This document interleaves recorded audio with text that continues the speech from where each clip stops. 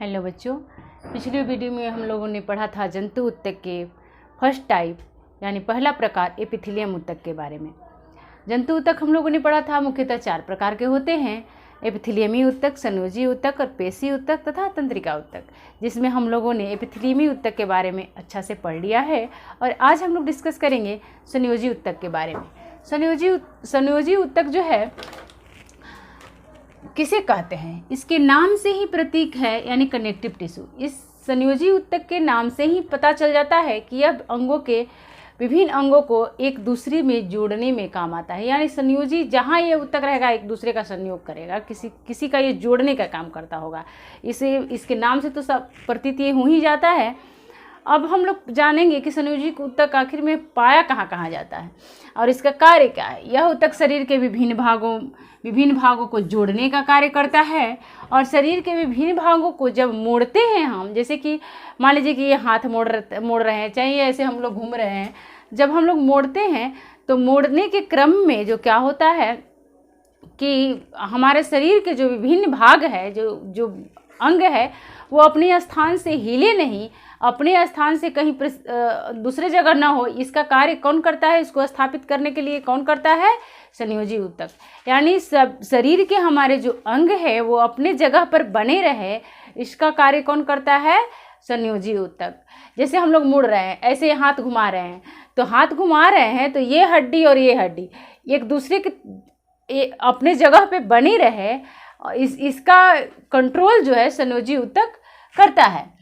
और यह ऊतक पैकिंग मटेरियल की तरह कार्य करता है। पैकिंग मटेरियल का मतलब होता है कि किसी चीज़ को पैक करना यानी किसी चीज़ को जोड़ना। जैसे सीमेंटेड मटेरियल की तरह कार्य करता है। सीमेंटेड मटेरियल का मतलब जैसे ईंट है, आपको दे दिया गया ईंट, तो ईंट से तो घर बनता है, हम लोग पढ़ते हैं ईंट से घर बनता है। लेकिन क्या ईंट से, जैसे कि ईंट जो दिया जाता है, ईंट से घर बनता है, ठीक है, ईंट से घर बनता है। क्या आपको सीमेंट नहीं दिया जाएगा तो आप ईंट से घर बना लेंगे? ईंट से तो घर बनाएंगे, एक दूसरे के ऊपर इकट्ठा करके एक दीवार जैसा बना देंगे, लेकिन उसे थोड़ी भी धक्का दिया जाएगा तो वो क्या होगा, अपने स्थान से वो गिर जाएगा और वो ईंट जो है बिखर जाएगा। तो इसी तरह ये जो है संयोजी ऊतक जो है, संयोजी ऊतक के बिना हमारा अंग जो है अपने जगह पे एक दूसरे से कनेक्ट नहीं हो सकता है। खड़ा तो किया जा सकता है लेकिन तुरंत ही मतलब संभव ही नहीं है। जैसे कि बिना सीमेंट के एक घर बनाना संभव नहीं है, बिना सीमेंट के एक दीवार खड़ा करना संभव नहीं है, उसी तरह बिना संयोजी ऊतक के अंग को, हमारे शरीर को बनाना संभव नहीं है। जिस तरह ये सीमेंट कार्य करता है एक घर बनाने में, उसी तरह संयोजी ऊतक हमारे शरीर के निर्माण में कार्य करते हैं। यानी ये सीमेंटेड मटेरियल की तरह हमारे हड्डियों को, हमारे शरीर में, हमारे त्वचा को, सब कुछ जोड़ने में ये कार्य करता है। यानी मैट्रिक्स के बारे में थोड़ा सा हम लोग जानेंगे कि मैट्रिक्स होता क्या है।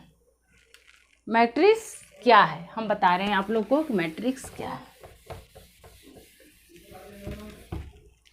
देखिए, जैसे कि ये टिश्यू हो गया, कनेक्टिव टिश्यू हुआ, इसके अंदर जो है, इसके अंदर इस प्रकार सेल, यानी हम लोग ये जानते हैं कि एक ही प्रकार के सेल के ग्रुप को हम लोग ऊतक कहते हैं, टिश्यू कहते हैं, जो एक कार्य को संपादित करता है। तो सपोज दैट मानते हैं कि ये एक कनेक्टिव टिश्यू है और उसके अंदर इस तरह जो है सेल यानी कोशिका जो है, एक प्रकार की कोशिकाएं धसी हुई रहती है।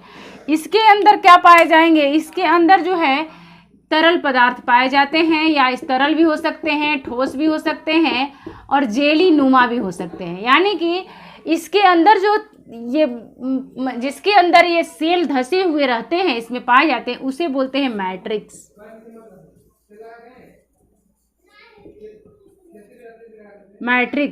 इसको बोलते हैं मैट्रिक्स। ये हुआ टिश्यू के अंदर ये सेल धसे हुए हैं। किसके अंदर धसे हुए हैं? मैट्रिक्स के अंदर, है ना। ये मैट्रिक्स कैसा हो सकता है? ये फ्यूल की तरह भी हो सकता है, यानी कि ये द्रव की तरह भी हो सकता है और जेली की भी तरह भी हो सकता है और डेंस की तरह भी हो सकता है, यानी अर्ध ठोस की भी तरह ये पाए जा सकते हैं। क्यों?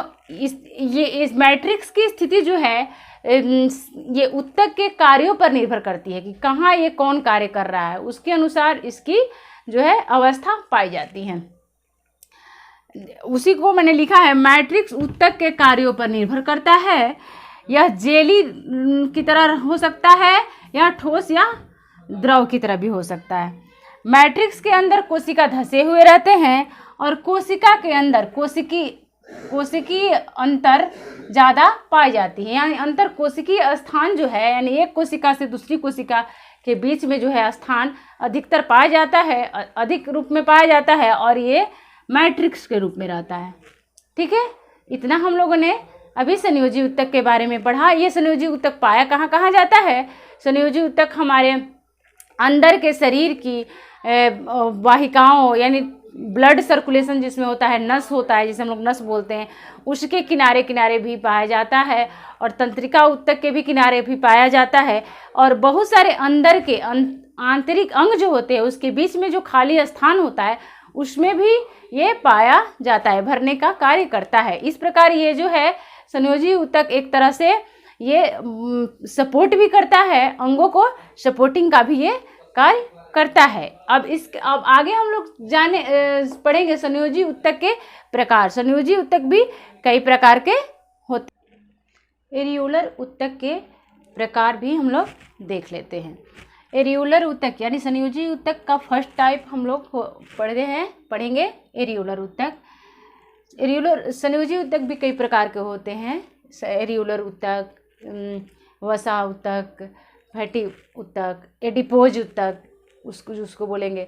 इस प्रकार आज हम लोग चर्चा करेंगे एरियोलर ऊतक के बारे में, यानी संयोजी ऊतक के फर्स्ट टाइप के बारे में। एक तरह से हम लोग एक बार पुनः हम लोग याद करें कि जंतु ऊतक 4 प्रकार के होते हैं। संयोजी ऊतक, एपिथेलियम ऊतक, संयोजी ऊतक और पेशी ऊतक तथा तंत्रिका ऊतक। हम लोगों ने एपिथेलियम ऊतक पढ़ा है और अभी संयोजी ऊतक पढ़ रहे हैं। संयोजी ऊतक के भी ये पहला प्रकार हम लोग पढ़ रहे हैं एरियोलर ऊतक के बारे में। एरियोलर ऊतक जो है, एरियोलर ऊतक का काम क्या है? अब एरियोलर ऊतक भी देखें हम लोग पढ़ेंगे, 2 प्रकार के मुख्यतः होता है। लूज कनेक्टिव टिश्यू पहला होगा, यानी ऐसी जगह कनेक्ट करेगा ये जहाँ की थोड़ी सी ढील, लूज का मतलब है बहुत ज़्यादा कसा हुआ नहीं है ना। और डेंस कनेक्टिव टिश्यू यानी ये इसके जो मैट्रिक्स होंगे इसके वो थोड़ा सा डेंस होने यानी जो घना होंगे, है ना, घना होंगे और इसका थोड़ा लूज होगा। लूज जहाँ फ्लेक्सिबिली यानी कि जहाँ लचीलापन की ज़्यादा ज़रूरत होगी वहाँ लूज कनेक्टिव टिश्यू पाई जाएगी और जहाँ कड़ापन की जहाँ ज़्यादा ज़रूरत होगी वहाँ डेंस कनेक्टिव टिश्यू पाई जाएगी। ठीक है, और लूज कनेक्टिव टिश्यू यानी और डेंस कनेक्टिव टिश्यू भी मुख्यतः 2 प्रकार के होते हैं, टेंडन्स और लिगामेंट्स, है ना। और अभी हम लोग पढ़ लें कि लूज कनेक्टिव टिश्यू कहते किसको है। अरे इसका काम क्या है या पाया कहाँ जाता है? लूज कनेक्टिव टिश्यू यानी त्वचा एवं मांसपेशियों के बीच पाया जाता है। त्वचा, जैसे कि हमारी ये त्वचा है, जैसे हम त्वचा को ऐसे ऊपर कर रहे हैं तो त्वचा को और मांसपेशियों से इसे कनेक्ट रखता है। कौन कनेक्ट रखता है? लूज कनेक्टिव टिश्यू जी। लूज कनेक्टिव टिश्यू जो है त्वचा और मांसपेशियों को एक दूसरे से जोड़े रखता है ना। रक्त वाहिनी एवं तंत्रिकाओं के चारों ओर भी ये पाया जाता है, यानी हमारी जो वेन है, नस है और जो हमारे शरीर में तंत्रिका ऊतक है उसके चारों ओर एक बांधे रखता है। कौन बांधे रखता है? Loose connective tissue. ठीक है, अस्थि मज्जा में भी यानी हड्डियों के बीच में जो बोन्स के बीच में हड्डियों के बीच में जो खाली जगह होता है उसके बीच कौन सा टिश्यू पाया जाता है? Loose connective tissue. ठीक है, आंतरिक अंगों में भी ये पाए जाते हैं, यानी शरीर के अंदर का जो अंग है उस अंगों को एक दूसरे जहाँ आंतरिक स्थान होता है उस अंगों के बीच में जो गैप होता है उस गैप को भरता कौन है? खाली स्थानों को कौन भरता है? Loose connective tissue. ठीक है, और मुख्य इसका कार्य है जो ये त्वचा और मांसपेशियों को जोड़ने का ये कार्य करता है। और डेंस कनेक्टिव टिश्यू मुख्यतः 2 प्रकार के होते हैं, टेंडन्स और लिगामेंट्स। टेंडन्स जो है मांसपेशियों को हड्डियों से जोड़ता है, यानी मांसपेशी इस तरह जैसे ये मेरी हाथ है ना, ये हाथ है तो मांसपेशी है, ये मांसपेशियों को इसके ये हड्डी है और हड्डी के ऊपर जो मांसपेशी है उसको कौन जोड़ के रखा है?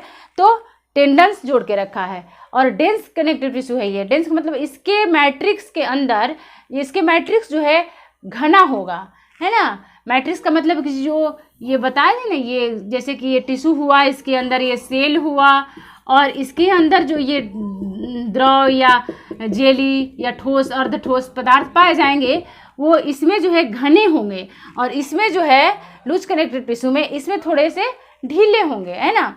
तो ये टेंडन्स जो क्या करता है कि हड्डियों को मांसपेशियों से जोड़े रखता है। इसको याद रखिएगा क्योंकि ऑब्जेक्टिव क्वेश्चन में ये चीज़ अक्सर पूछता है। टेंडन्स का काम कार्य का है, और लिगामेंट्स का कार्य का है। लिगामेंट्स का मुख्य कार्य है ये हड्डियों को हड्डियों से जोड़ के रखता है, यानी जहाँ भी हड्डियों में ज्वाइंट है वहाँ दो हड्डियों को कौन जोड़ता है?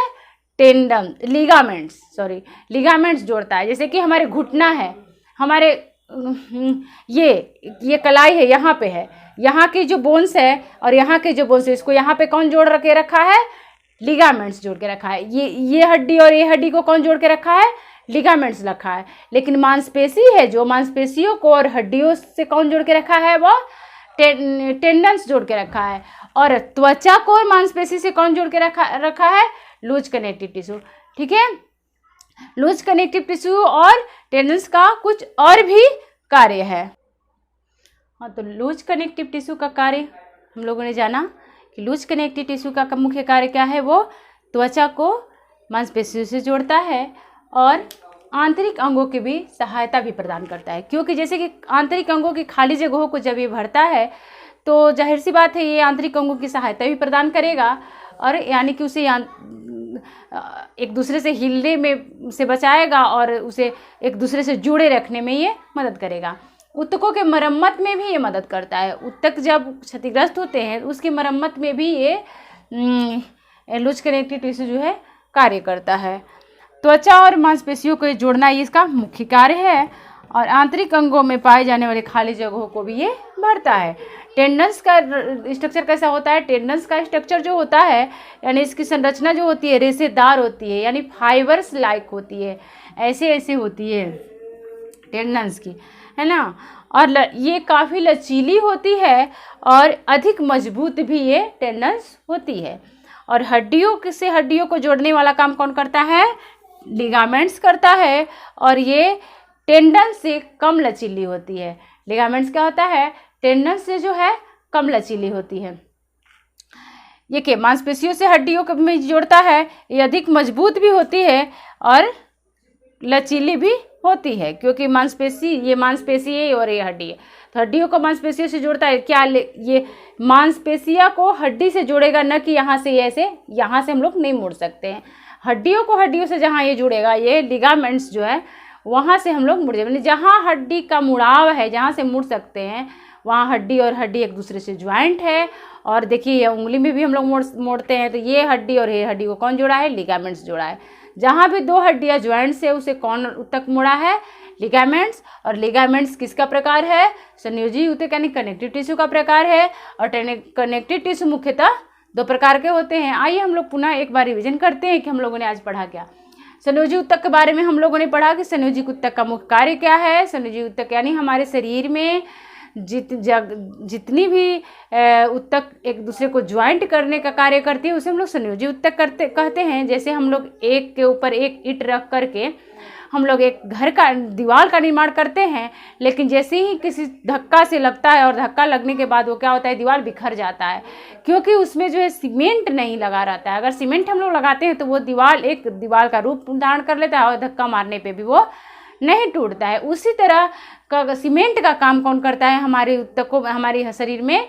तो संयोजी ऊतक करता है। संयोजी ऊतक एक सीमेंटेड मटेरियल की तरह हमारे शरीर में वो कार्य करता है। संयोजी ऊतक का पहला प्रकार हम लोग आज पढ़ा एरियोलर ऊतक के बारे में। ठीक है, एरियोलर ऊतक के मुख्यतः दो प्रकार हम लोगों ने पढ़ा, लूज कनेक्टिव टिश्यू और डेंस कनेक्टिव टिश्यू। लूज का मतलब लूज कनेक्टिव टिश्यू यानी जिसकी जो है मैट्रिक्स जो है थोड़ी सी ढीली हो, यानी जितना डेंस नहीं हो, जितना घना नहीं हो, तो वैसे ही संयोजी ऊतक को हम लोग लूज कनेक्टिव टिश्यू बोलेंगे। या जिसकी मैट्रिक्स जो है घना हो, उसे हम लोग डेंस कनेक्टिव टिश्यू बोलेंगे।